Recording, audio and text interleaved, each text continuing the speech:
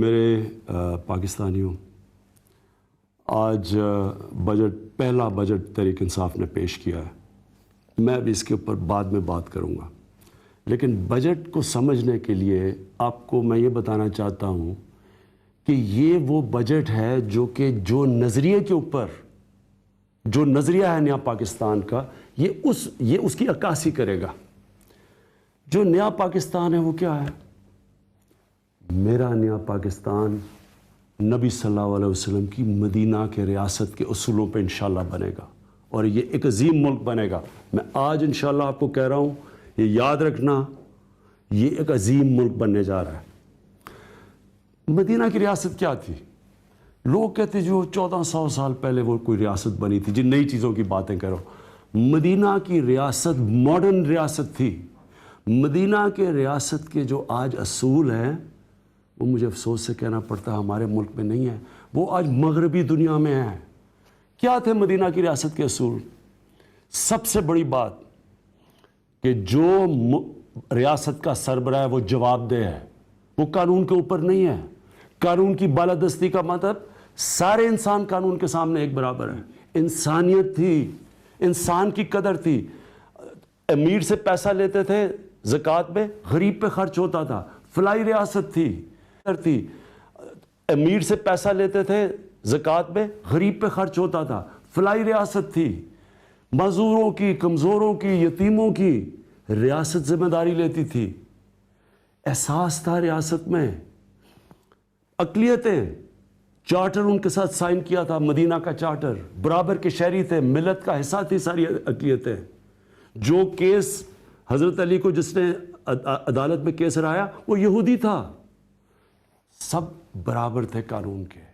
وہ ریاست تھی جو نبی صلی اللہ علیہ وسلم نے ماڈل کریٹ کیا، جس کی وجہ سے مسلمان دنیا میں عظیم دنیا کی امامت کی۔ انہوں نے 700 سال انہوں نے عورتوں کو آزاد کیا، عورتوں کے حقوق دیے، انہوں نے غلاموں کو آزاد کیا۔ جو آخری نبی صلی اللہ علیہ وسلم کا خطبہ تھا عرفات میں، وہ یونائٹڈ نیشنز کی چارٹر آف ہیومن رائٹس کے اوپر ہے۔ انسان برابر ہے۔ وہ ہے میرا نظریہ پاکستان کا، اور میں انشاءاللہ یہ نظریہ جو میرا ہے یہ پاکستان کے اوپر جب آ گیا، اب دیکھنا یہ ہماری قوم کیسے اٹھتی ہے۔ اب میں جب سے ہمیں اقتدار ملا ہے، پہلے دن سے میں یہ سنتا ہوں مخالفین سے کہ جی کدھر ہے وہ نیا پاکستان؟ جو مدینہ کی ریاست تھی وہ پہلے دن مدینہ کی ریاست نہیں بن گئی تھی۔ جب جنگ بدر ہوئی تھی تو صرف 313 تھے لڑنے والے، باقی ڈرتے تھے لڑنے کے لیے۔ جو جنگ احد ہوئی، سرکار مدینہ نے جو تیر کمان والوں تھے ان کو کہا کہ تم نے اپنی یہ پوزیشن نہیں چھوڑنی۔ جب لوٹ مار شروع ہوئی وہ چھوڑ کے چلے گئے۔ سرکار مدینہ کا حکم نہیں مانا۔ جنگ خندق تھی، مسلمان بال بال بچے، اللہ نے طوفان لے کے آئے جس سے وہ بچ گئے۔ وہ پہلے دن ایک عظیم قوم نہیں بن گئے تھے، وہ ایک پروسیس تھا۔ اور پھر وقت آیا کہ پہلے سارا عرب ان کے نیچے اور عرب ان کی حکم پہ چلا، اور پھر دنیا میں انقلاب آ گیا۔ یہ پہلے دن کوئی سوئچ نہیں ہے کہ عمران خان نے سوئچ لانا ہے تو یہ نیا پاکستان بن جائے گا۔ یہ ایک پروسیس ہے، اور میں آج آپ کو بتا دوں اللہ نے پاکستان میں اور میں اس کا شکر ادا کرتا ہوں، وہ کام کیا جو کبھی کوئی تصور نہیں کر سکتا تھا پاکستان میں، کہ یہ بڑے بڑے برج جو آج جیلوں کے اندر ہے کوئی سوچ بھی نہیں سکتا تھا۔ یہ ہے تبدیلی۔ کوئی یہ سوچ سکتا تھا آج اس پاکستان میں کہ جناب وہ لوگ جو قانون ججوں کو ٹیلی فون کر کے بتاتے تھے کہ یہ کرو، جنہوں نے ڈنڈوں سے سپریم کورٹ کے اوپر حملہ کیا اور سپریم کورٹ کے چیف جسٹس کو بگایا، پھر بریف کیس چلا کے ججز کو خریدا، یہ اس پاکستان میں ہوا کرتا تھا۔ آج ایک عدلیہ آزاد ہے۔ آج عمران خان نہ عدلیہ کو کچھ کر سکتا ہے، نہ نیب کو کچھ کر سکتا ہے۔ نیب میرے نیچے نہیں ہے۔ نیب ان دونوں نے مل کے نیب کو بنایا تھا، ہم نے نہیں نیب کو بنایا۔ نیب کا چیئرمین ہمارا نہیں ہے، کوئی بھرتی ہم نے نہیں کروائی۔ یہ وہ پاکستان ہے جدھر قانون کی بالادستی آہستہ آہستہ آپ کے سامنے نظر آ رہی ہے۔ اب میں جب سے ہماری حکومت آئی ہے، اب میں ذرا آپ کو بتاؤں کہ کیوں جمہوریت ابھی تک پاکستان میں فنکشن نہیں کر رہی. کیوں نہیں یہ چل رہی صحیح طرح؟ میرے پاکستانیوں، جمہوریت تب چلتی ہے جب دو مختلف نظریے پارلیمنٹ میں بیٹھے ہوتے ہیں. رائٹ کی سیاست ہے، لیفٹ کی سیاست ہے، سوشلسٹ ہے، کیپٹلسٹ ہے، کوئی کنزرویٹو ہے، کوئی لبرل ہے. پھر جب پارلیمنٹ میں بیٹھ کے گفتگو ہوتی ہے تو وہ پھر ایک کنسنسس بن جاتا ہے. یہ خوبصورتی ہے جمہوریت کی. ہماری جمہوریت کیوں نہیں چل رہی؟ پہلے دن سے اپوزیشن نے مجھے تقریر نہیں کرنے دی. کیا بگاڑا تھا میں نے انہوں نے ہمیں کہا کہ جی الیکشن ٹھیک نہیں ہوا تو اس کے اوپر کمیشن بنائے. ہم پہلے دن مان گئے کمیشن بنانے کے لیے. تو پھر کیا مسئلہ تھا؟ میں نے کیا ان کا بگاڑا تھا؟ کیسز جو ان کے اوپر نیب کے ہوئے تھے وہ تو میں نے نہیں کیے. وہ تو سارے پرانے کیسز تھے. جو آصف زرداری کا یہ جو فیک اکاؤنٹس کا کیس ہے وہ تو 2016 میں انٹیریئر منسٹر نون لیگ نے کہا تھا کہ ایان علی کا بھی اسی فیک اکاؤنٹ سے پیسے جا رہے ہیں جس میں بلاول بھٹو کے جا رہے ہیں. ہم نے تو نہیں کہا تھا. یہ جو کیسز تھے باقی سارے یہ نواز شریف کے پینما کے کیسز ہم نے تو نہیں کیے. یہ جو شہباز شریف کے اوپر کیسز تھے جس پہ وہ جیل پہ گئے یہ سارے پرانے کیسز تھے. ہم تو تھے ہی نہیں تب اقتدار میں. تو یہ میرے اوپر کیوں شور مچا رہے ہیں پہلے دن سے؟ نہ انہوں نے پہلے دن اسمبلی میں بولنے دیا. جب میں اسمبلی میں جاتا ہوں بدتمیزی کرتے ہیں، شور مچاتے ہیں. میری غلطی کیا ہے؟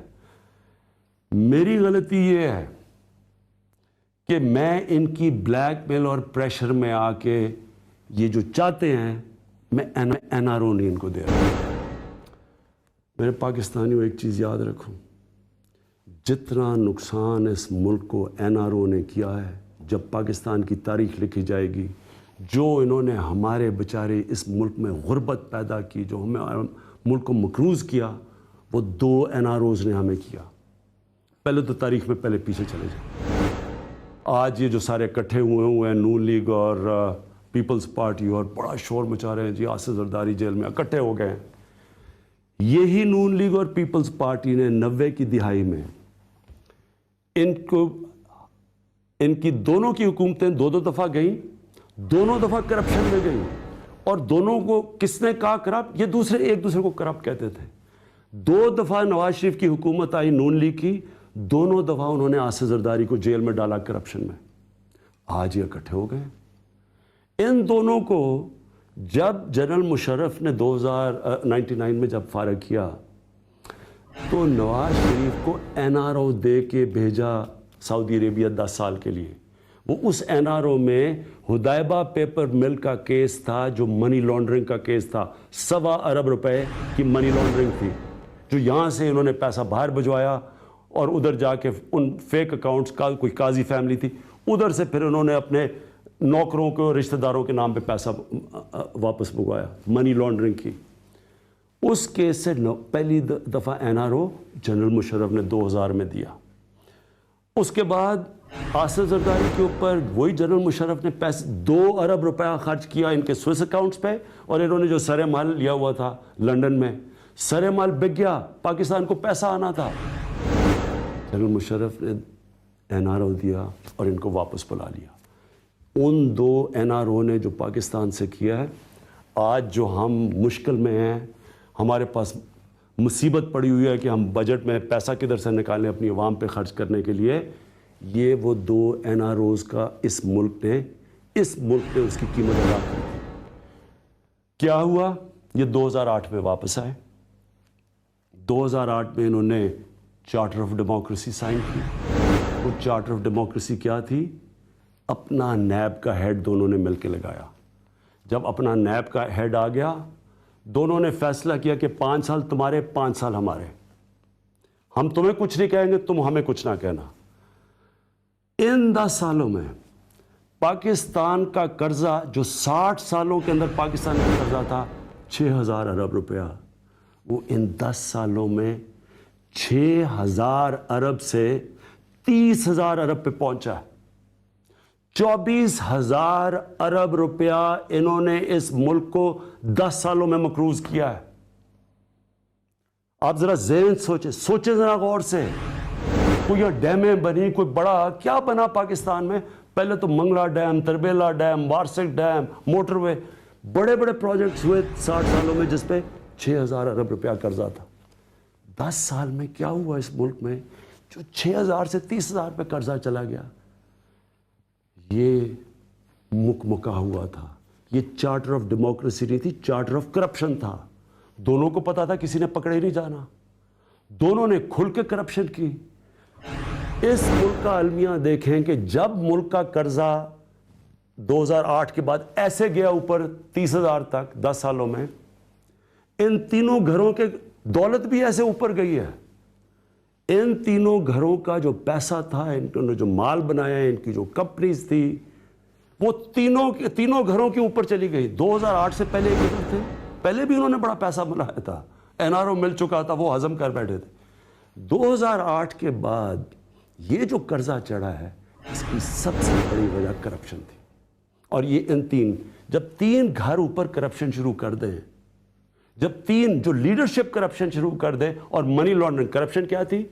यहां से पैसा बनाते थे, उस पैसे को हवाले और हुंडी से बाहर भिजवा देते थे ताकि पता ना चले, वो पैसा बाहर चला जाता था। उधर से ये क्या करते थे कि जिस पैसे की ज़रूरत हो, मसलन घर खरीदना है, हमजा शरीफ ने घर बनाना नथिया गली में, या शहबाज शरीफ ने दूसरी बीवी को पैसा देना, वहाँ से टीटी आ जाती थी उधर से। और किन लोगों से आ रही है, मैं ज़रा एक मिनट आप सबके सामने ज़रा रखना चाहता हूँ कि किस तरह ये मुल्क लूटा गया है।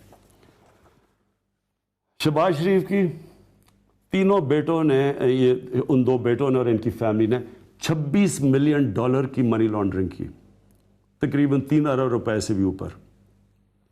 इनकी दौलत, इनकी 10 सालों में 85% इनकी दौलत ऊपर गई।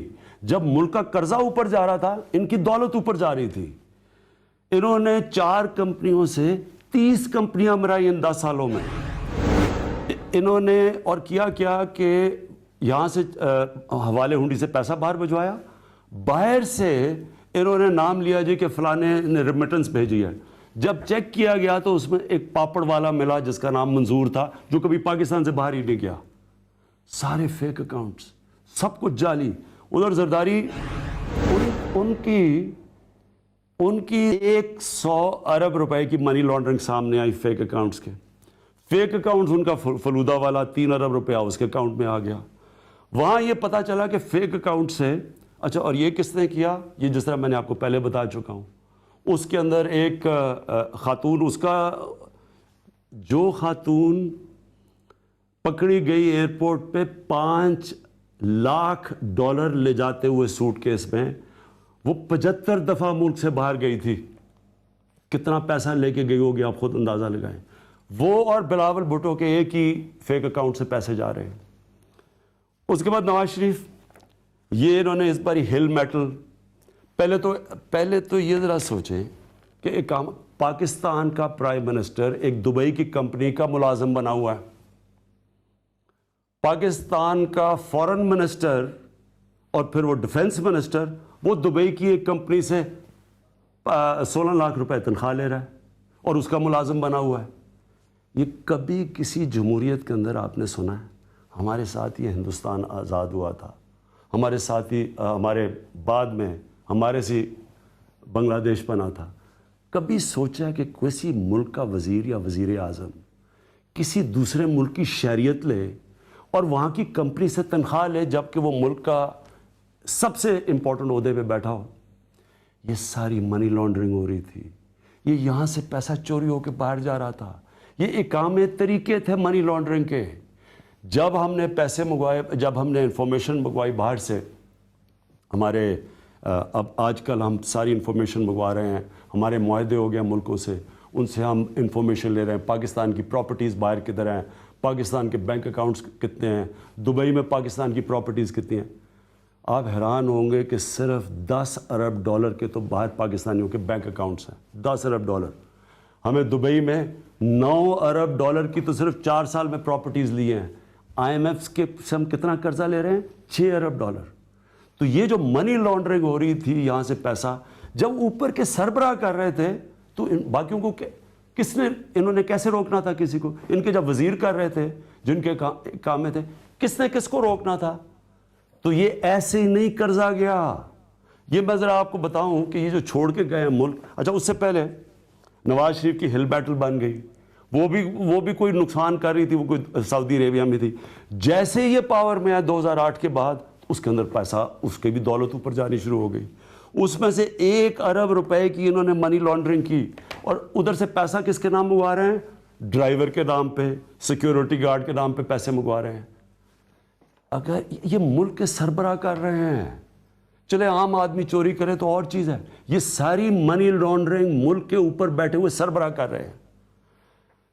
مجھے مہاتر محمد ایک دفعہ کہا تھا, انہوں نے آج سے 15-20 سال پہلے انہوں نے کہا دیکھیں جو چھوٹی چوری ہوتی ہے نا, چھوٹی کرپشن, وہ لوگوں کو تنگ کرتی ہے, لیکن جب آپ کا پرائم منسٹر اور جب آپ کے وزیر کرپشن کرتے ہیں وہ ملک کو نیچے لے جاتے ہیں. اور یہ آپ کے سامنے 6,000 ارب روپے سے 10 سالوں میں قرضہ انہوں نے پہنچایا پاکستان کا 30,000 ارب پہ. یہ ٹوٹل قرضہ پہنچایا. باقی ذرا انہوں نے جو ہمیں پاکستان دیا, یہ ذرا سن رہے ہیں, ہمارا جو بیرون ملک قرضہ تھا مشرف کے دور میں, اس کے 8 سال میں ہمارا جو بیرونی ملک قرضہ بڑھا وہ کوئی 39 سے 41 ارب ہے. صرف $2 ارب اس کے 8 سال میں ہمارا بیرونی ملک قرضہ بڑھا. ان دونوں کی جب پارٹنرشپ لگی اور انہوں نے کہا نا جمہوریت جب بدلہ لینے آئی اس ملک سے کہ democracy is the best revenge, ہمارا بیرونی ملک قرضہ گیا 41 ارب سے 97 ارب. سارے پاکستان کی تاریخ میں 41 ارب ہم نے اکٹھا کیا تھا. اس میں وار آن ٹیرر بھی تھی, باہر سے سامان بھی خرید رہے تھے, ہتھیار خرید رہے تھے.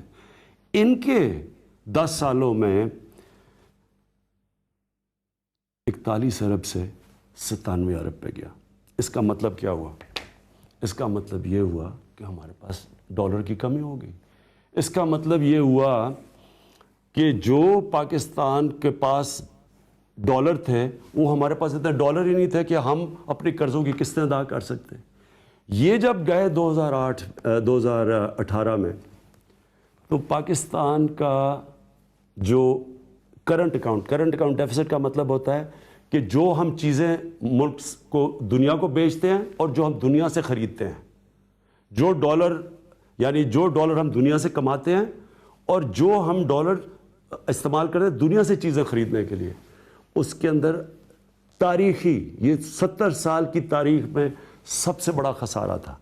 کتنا خسارہ تھا؟ 19.5 ارب. جب نون لیگ آئی تھی تو کتنا خسارہ تھا؟ 2.5 ارب. جب 19.5 ارب کا خسارہ ہوا, جیسی ہماری حکومت آئی, جتنا میں اب تقریباً 9.5 مہینے ہو گئے, میں نے مشکل سے 8 دن کی چھٹی لی ہے. جس ہم ذہنی دباؤ سے گزرے ہیں کہ کسی طرح ہم یہ ملک کو سٹیبلائز کریں, خوف ہمیں تھا کہ اگر ہم نے قرضوں کی, ان کے لیے ہوئے قرضوں کی قسطیں نہ ادا کی, ملک ڈیفالٹ کر دے گا. اگر ملک ڈیفالٹ کرتا ہے تو آپ کو کسی کو اندازہ نہیں ہے کہ ملک کتنا پیچھے چلا جاتا. یہاں روپیہ کدھر, ابھی تو شور مچا رہے ہیں کہ روپیہ گرا ہے, آپ کو اندازہ نہیں روپیہ کہاں سے کہاں پہنچ جاتا. بوریاں اٹھا کے روپیوں کو لے کے جا کے ڈب روٹی ملنی تھی, جو آج وینزویلا میں ہو رہا ہے. ڈیفالٹ اگر ہو جاتا ہماری ساری اکانومی بیٹھ جانی تھی. تو پہلے تو وہ ذہنی دباؤ کہ کس طرح ہم اب ملک کو اور میں پھر سے شکریہ ادا کرتا ہوں اپنے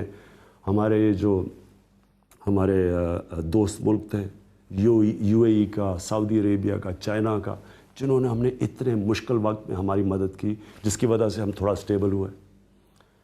لیکن انہوں نے کیا کیا؟ پہلے دن سے انہوں نے افراتفری ملک میں پہنچا دی. ملک تباہ ہو گیا ہے. ملک کو اس چھوڑ کے جدھر یہ گئے ہیں, ملک تباہ ہو گیا, ابھی جانے لگا ہے, ملک میں یہ ہو گیا, اس گورنمنٹ کو جانا چاہیے, سڑکوں پہ نکلیں گے. پہلے آپ ملک کا اس تباہ کر کے ملک کو کسی اور کو چھوڑ کے جائیں اور پھر ہمارے اوپر ہی شور مچا دیں کہ جی ملک اب یہ ایسے ہے. آپ یہ سوچیں کہ ایک فیکٹری مینیجر اس کو بالکل دیوالیہ نکال دیتا ہے, دوسرا مینیجر رکھتے ہیں کہ جی وہ آ کے فیکٹری ٹھیک کرے گا, اور جس نے دیوالیہ نکالا ہوتا ہے وہ دوسرے مینیجر سے جواب مانگ رہا ہوتا ہے کہ جی بتائیں دیوالیہ کیسے نکل گیا. یہ ایک گھر کو مثلا ایک گھر کا فرد ایک گھر کو جوئے میں تباہ کر کے مقروض کر دیتا ہے اور پھر گھر کے لوگوں سے پوچھتا ہے کہ جی بتائیں یہ کدھر سے دیوالیہ نکل گیا. یہ ہو رہا تھا ہمارے سے, خود ہی دیوالیہ نکال کے ملک کو ادھر چھوڑ کے اور افراتفری پچائی ہوئی, اخباروں میں یہ ہو گیا, تباہی ہو گئی. ہمارے سے جواب مانگ رہے تھے. تو آج میں آپ کو اب سب کے سامنے کہنا چاہتا ہوں کہ میں اب ان سے جواب مانگنے لگا ہوں. ابھی تک تو میرے اوپر پریشر تھا ملک کو سٹیبل کرنے کا, میں اور جس ہم پریشر سے اور مشکل سے گزرے ہیں, اب اللہ کا کرم ہے کہ پاکستان اب سٹیبل ہو گیا. اب میرے اوپر سے وہ پریشر اتر گیا. اب میں نے ان کے پیچھے جانا ہے. میں اپنے نیچے ایک ہائی پاورڈ ایک کمیشن بنانے لگا ہوں, ایک انکوائری کمیشن, جس کا ایک 1 پوائنٹ ایجنڈا ہے کہ 10 سالوں میں انہوں نے اس ملک کے اوپر 24,000 ارب روپیہ قرضہ کیسے چڑھایا. جو اقتدار میں ہوں گے یہ میری کمیشن ان کو پوری طرح انویسٹیگیٹ کرے گی, رپورٹ بنائے گی. اس لیے بنائے گی کہ کسی کی بھی آگے سے جرت نہ ہو کہ اس ملک کے اوپر اس طرح اس کی تباہی کرے جو یہ کر کے گئے ہیں. جب انہوں نے ہمارے اوپر جو پریشر ڈالا, روپیہ گرا, شور مچا دیا, روپیہ گر گیا, ان کو نہیں فکر تھی کہ اگر اتنی مشکل حالات تھے اکانومی کے تو کم از کم یہی تو کر کے گئے تھے, تو ان کو کوئی شرم نہیں تھی کہ اتنا برے حالات ہیں, آپ مدد کریں کہ نئی گورنمنٹ جو کوشش کر رہی ہے اکانومی کو سٹیبلائز کرنے کی. انہوں نے پوری کوشش کی اکانومی کو ڈی سٹیبلائز کرنے کی. ہم سڑکوں پہ نکل رہے ہیں. میرے سے 3 امبیسڈرز نے پوچھا کہ جی لوگ انویسٹ کرنا چاہتے ہیں لیکن یہ آپ کے یہاں افراتفری مچی ہوئی ہے, سٹیبلٹی نہیں ہے آپ کے ملک میں, وہ انویسٹ کیسے کریں, ذرا یہ اس کو کیسے ٹھیک کریں. ان کو نہیں فکر تھی. اور میں آج آپ کو بتاتا ہوں ان کو کیوں فکر نہیں تھی. ان کے پیسے باہر پڑے ہیں. یہ جو تینوں بڑے گھر ہیں ان کے صرف وہ پیسہ صرف پاکستان وہ لے کے آتے ہیں جو اب ضرورت پڑتی ہے, باقی ان کے پیسے باہر پڑے ہوئے ہیں. ان کے اربوں ڈالر باہر پڑا ہوا ہے. ان کے وزیروں کے لوگوں کے پیسے باہر پڑے ہوئے ہیں. ان کو کیا فکر کہ اگر پاکستان میں روپیہ گرتا ہے ان کی تو دولت اوپر چلی جاتی ہے باہر, ان کو تو اثاثے بڑھ جاتے ہیں اگر یہاں روپیہ گرتا ہے. ان کا انٹرسٹ اور پاکستان انٹرسٹ ہے ہی نہیں ایک. تو میں آج آپ اپنی قوم کے سامنے یہ کہتا ہوں کہ انشاءاللہ یہ میں ہائی پارٹ کمیشن بنا رہا ہوں. یہ ہائی پارٹ کمیشن کے اندر FIA ہوگی, IB ہوگی, ISI ہوگی, FBI ہوگی, SECP ہوگی. سارے وہ گورنمنٹ کے ادارے ہوں گے جو کہ یہ انویسٹیگیٹ کریں گے کہ انہوں نے اس ملک کو اس دلدل میں کیسے پھنسایا ہے جس سے ہم نکال رہے ہیں اس ملک کو. اور انشاءاللہ یہ میرا دوسرا اپنی قوم سے وعدہ ہے. میں 22 سال یہ کہتا آیا تھا کہ اس ملک کا سب سے بڑا مسئلہ کرپشن ہے. آج میری قوم کو پتہ چل جانا چاہیے کہ کرپشن نے اس ملک کو کیا کیا. یہ نتیجہ ہے جب کہ کرپٹ لوگ, کرپٹ حکمران آتے ہیں, ان کے پیسے باہر پڑے ہوئے ہیں, ان کی جائیدادیں باہر پڑی ہیں, ان کی عیدیں باہر ہوتی ہیں, ان کے میڈیکل چیک اپس باہر ہوتے ہیں. کبھی آپ نے کسی ملک میں سنا ہے ملک کا فائنانس منسٹر باہر بھاگا ہوا ہے, اس کے بچے باہر ہیں, ان کی اربوں روپے اثاثے باہر ہیں. 3 دفعہ ملک کا پرائم منسٹر, اس کے 2 بچے جو اربوں پتی ہیں وہ باہر بیٹھے ہوئے ہیں اور کہتے ہیں ہم پاکستان کے شہری نہیں ہیں اور ہم جواب دہ نہیں ہیں. وہ پرائم منسٹر باہر علاج کروانے جاتا ہے اور اس قرضے چڑھ رہے ہیں ملک کے اوپر. 28 کروڑ روپیہ ہمارا خرچ کرتا ہے اپنے علاج کے اوپر, جبکہ اس کا بیٹا 650 کروڑ روپے کے فلیٹ میں رہ رہا ہے. کوئی فکر نہیں تھی, کوئی شرم نہیں کہ یہاں لوگوں کے کیا حالات ہیں. ادھر دوسروں کو دیکھا, ان کے ہر دوسرے دن اٹھ کے باہر چلے جاتے ہیں. ان کا کیا انٹرسٹ ہے پاکستان کا؟ کبھی یہ سنا ہے کہ یہ شہباز شریف خادم اعلیٰ جی, خادم اعلیٰ کیا کرنے گیا باہر بھاگ کے؟ چیک اپ کیا ہے جی, چیک اپ کے لیے باہر گئے. ایک ہسپتال نہیں بنا سکے جدھر شریف خاندان کا چیک اپ ہو سکتا ہے پاکستان میں. سارے باہر. اس کا وہ دماد ہے, وہ صاف پانی کے کیس میں اس کو پیسے مل رہے ہیں, ابھی وہ کرائے کے لیے جگہ ہی نہیں بنی اور کروڑوں روپیہ کما رہا ہے, وہ بھاگا ہوا ہے. اس کا جو دوسرا سلمان شہباز ہے وہ بھاگا ہوا ہے. اس کی 99% جو اس کی ساری یہاں پیسہ آیا ہے وہ سارا باہر سے آیا ہے. وہی یہ پاپڑ والے ٹائپ لوگوں سے جو کبھی پاکستان سے باہر نہیں گئے, ان کے نام پہ باہر پائے. یہاں سے پیسہ باہر بھجوایا ہنڈی سے چوری کر کے, اور ادھر سے یہ لوگ بٹھائے ہوئے جن سے پیسہ باہر یہاں بھیج دو. ان کو کوئی فکر نہیں ہے کہ ملک اوپر جا رہا ہے نیچے جا رہا ہے. ان کا صرف مقصد یہ ہے اپنا باہر کا پیسہ کیسے بچانا ہے. اور انشاءاللہ یہ جو ہم نے کمیشن بنائی ہے, میں آپ کو آج کہہ رہا ہوں کہ یہ انشاءاللہ اب میں اس کو پورا سپروائز کروں گا. مجھے اب ٹائم ملا ہے, میں انشاءاللہ آپ کو بتاؤں گا کہ یہ 24,000 ارب روپیہ 10 سالوں میں انہوں نے اس ملک کے اوپر قرضہ کیسے چھڑایا ہے. ہمارے سے جواب مانگ رہے ہیں, میں اب ان سے جواب مانگوں گا اور ایک ایک سے مانگوں گا. اور یہ ہر روز جی ہم سڑکوں پہ نکلنے لگے ہیں, جی ہم ابھی پبلک میں آ رہے ہیں, ہم جی گورنمنٹ گرا دیں گے. یہ آپ کسی اور کو بلیک میل کریں. یہ سن لیں, میں اپنے گھر میں رہتا ہوں,